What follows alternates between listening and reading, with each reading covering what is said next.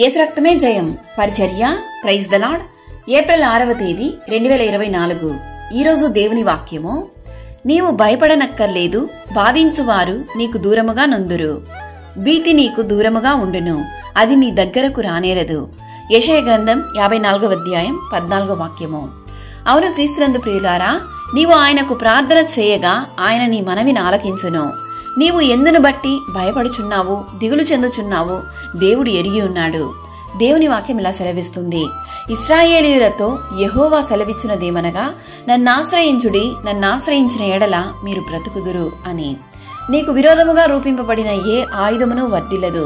నిన్ను బాధించు వారిని ఆయన నీకు దూరము చేయును. నీవు దేనిని బట్టి భయపడకు, దిగులు చెందకు.